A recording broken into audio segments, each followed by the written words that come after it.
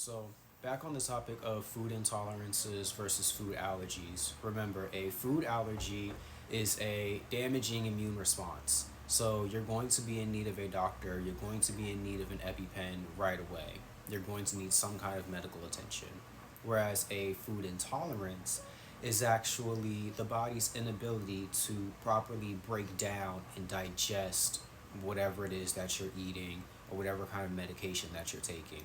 A food intolerance is a lot more of a delayed response within the body. So, how can we figure out what foods we are actually intolerant to? Well, we can figure out this in three ways. So, the first way, we pay attention to the foods that we crave the most. These are going to be the foods that it's almost as if you are addicted to them. So in my case, it was potato chips. So if I'm constantly craving potato chips, I have to have some sort of sensitivity to them that I need to recognize. When you crave these certain foods, it just sends you on a cycle of getting the happiness, the emotional fix from off of them, but then it's still leaving you in a situation where you're bloated, gassy, and you can't actually process it. So the second test that you can do for yourself is you can take a specific food and stop eating it for a week. Now, by not eating this food for a week and then reintroducing it after that length of time, you will see almost like immediate reactions begin to happen with you. One of the things that I did, I would I would like always go to Chick-fil-A and just get like the fries. Well, there was a period of time where I was like, I'm not gonna do fast food. I'm gonna leave the Chick-fil-A alone, whatever.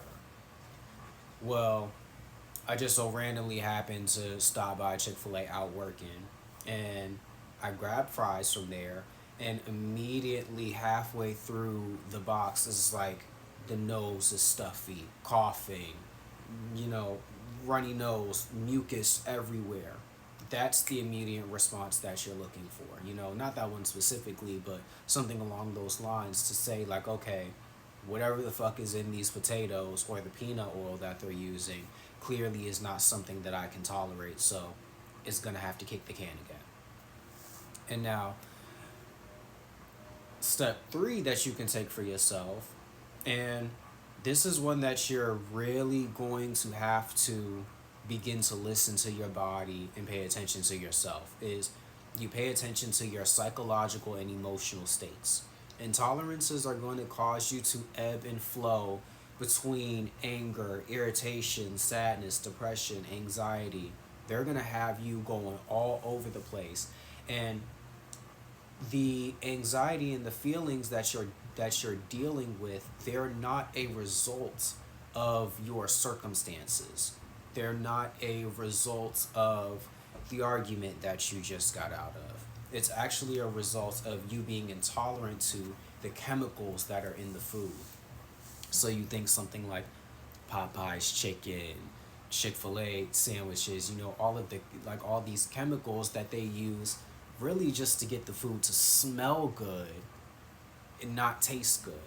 All of these chemicals you're actually intolerant to. So it's not even so much as, oh, avoid having food that's all chemical based and has all these thousand different things that are man made in it.